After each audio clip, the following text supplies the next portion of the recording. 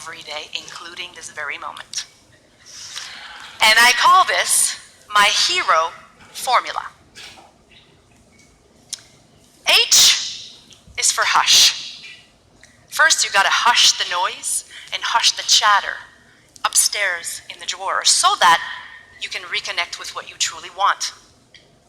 What do you wholeheartedly believe in? What are your non-negotiables? What are you willing or not willing to do to get from here to there? Yes, I want you to come for a visit. No, you cannot stay 30 days. Yes, I will donate $50 to your school fundraiser, but no, in no way, shape, or form will I bake 250 cookies. Believe me, you wouldn't want them. Yes, I want to work with you, but no, you cannot take 90 days to pay me. I am not a bank. Because what you tolerate, you worry about. E is for evaluate. Evaluate what and who you are tolerating in your life. Are you tolerating a jam-packed schedule every day? How about high-maintenance clients, right? How many of those are slowly but surely dimming your light? How many of you, and this will require a little honesty on your part, how many of you, show of hands, have one special, ever so special, family member? Oh, and if your hand is not up, here's a hint. It might be you.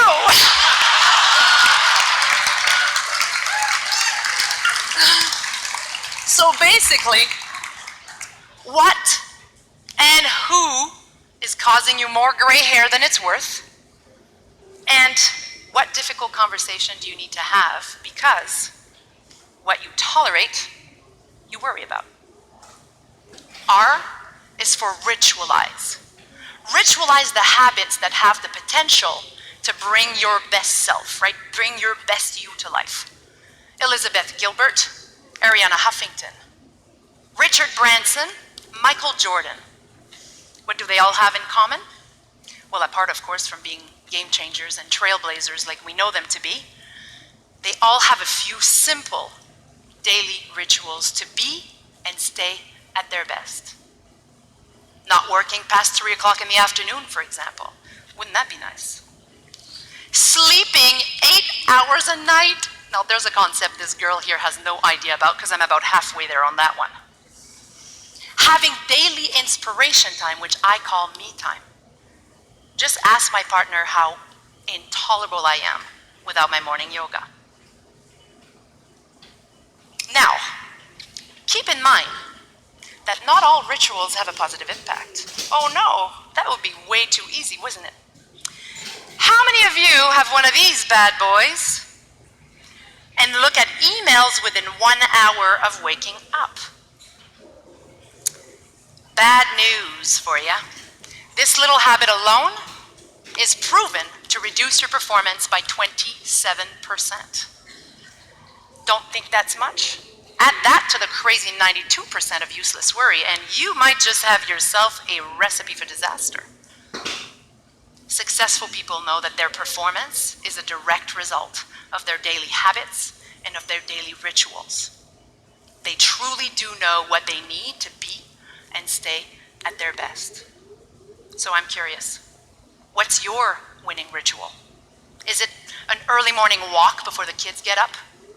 Is it a hot bath at the end of every day to melt all that stress away? Good idea for me today. Or is it as simple as watching an inspirational TED Talk before going to work? What do you need to do on a regular basis to feel happy, healthy, and fulfilled instead of being worried? And most importantly, what the heck are you tolerating that is keeping you from doing it? Because what you tolerate, you worry about. Hush, evaluate, ritualize, and finally my absolute favorite, own. See, it's not enough to know it. You gotta own it. Own what you stand for. Own your non-negotiables. Own the fact that you are responsible for what you choose to worry about, and that as of today, right now, you will no longer tolerate the things, the people, and the habits that are causing you to worry. Peace of mind is a choice. It's a choice that requires a lot of commitment. I'll grant you that. It's also a choice that requires a whole lot of guts and courage. Why? Because it's not easy to say no to someone we love. Of course it's not. But it's freeing. Nope, it is not easy to go to the gym day in and day out after long, hard days at work. It's not. But it's energizing.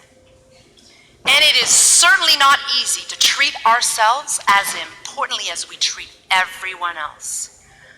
But it is massively rewarding.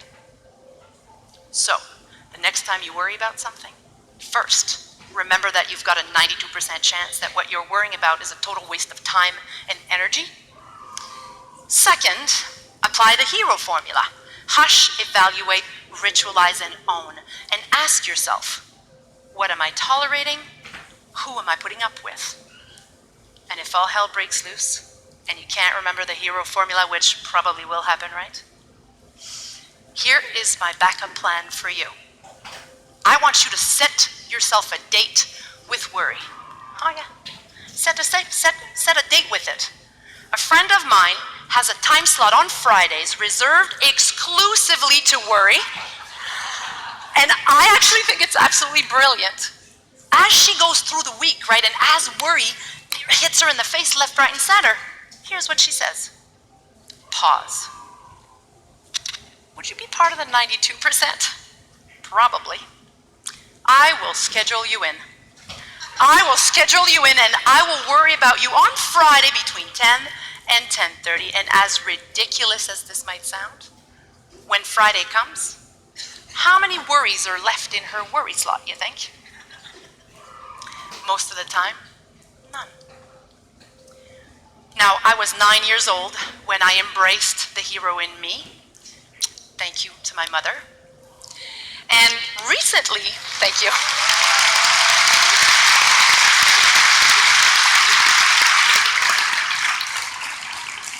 Recently, my mother had a nice little opportunity to reconnect with the hero in her.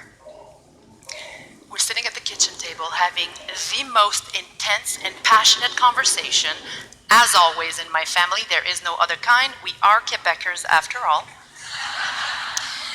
When the phone rings, as I go to pick up the phone, I see my mother going, Isabelle, je suis pas ici. I'm not here. Are you kidding me? This is way too good to be true. Who do I have to pay for this? Because I feel like we've been here before. Oh yes, I lean in, hand her the phone, and say, like it's payback time, Mother, pauvre petite fille, don't be afraid to speak your truth. If you can't say no to what you don't want, you will never have the time and the energy for what you do want. Don't you just love karma?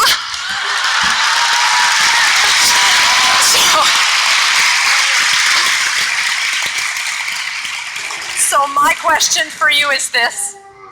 If, and if being the operative word here, if you are worrying and tolerating something or someone right now in your life, will you choose to worry?